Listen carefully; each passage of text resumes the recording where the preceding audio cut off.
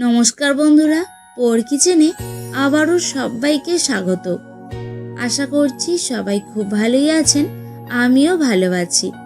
আজকে হাজির হয়েছি ধনেপাতার একটি চটপটা রেসিপি নিয়ে, যেটা গরম ভাতের সাথে খেতে কিন্তু দুর্দান্ত লাগে। তাই ভিডিওটি স্কিপ না করে পুরোটা দেখার অনুরোধ রইল। প্রথমেই আমি কড়ার মধ্যে দিয়ে দিচ্ছি পেঁয়াজ কুচি, আর তার সাথে দিচ্ছি কাঁচা লঙ্কা কুচি, আর দিচ্ছি দুটো শুকনো লঙ্কা,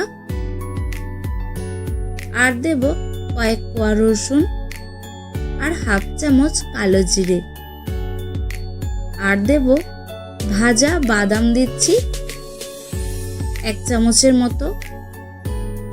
এবার এই সব কিছু শুকনো খোলায় একটু হালকা করে ভেজে নেব। আমার চ্যানেলের এই রান্নাগুলো যদি আপনাদের ভালো লেগে থাকে তাহলে লাইক, কমেন্ট আর শেয়ার করে দেবেন। আর আমার চ্যানেল এখনও না সাবস্ক্রাইব করা থাকলে চ্যানেলটিকে সাবস্ক্রাইব করে বেল বাটনটি প্রেস করে পাশে থাকবেন। শুকনো খোলায় ভালো করে ভাজা ভাজা করে নিয়েছি।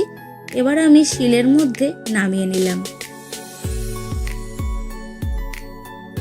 এবার ওই উপকরণগুলোর মধ্যে দিয়ে দিলাম হাফ চামচ লবণ, আর তার সাথে দিচ্ছি বেশ কিছুটা ধুয়ে রাখা ধনেপাতা।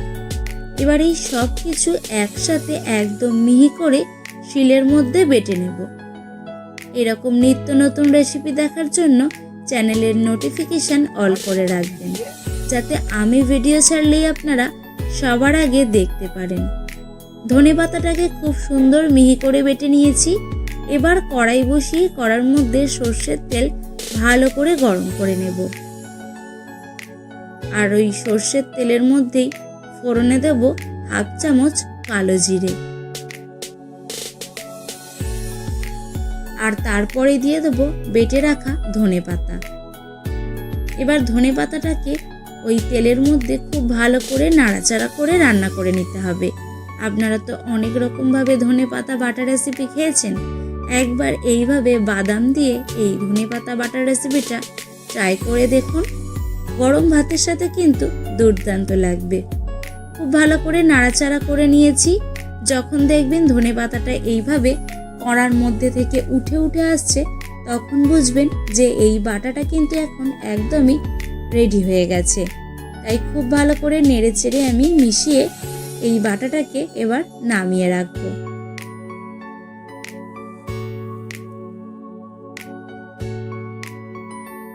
এখন এই বাটাটাকে গরম গরম ভাতের সাথে একবার খেয়ে দেখুন, আঙুল কিন্তু চাটতেই থাকবেন।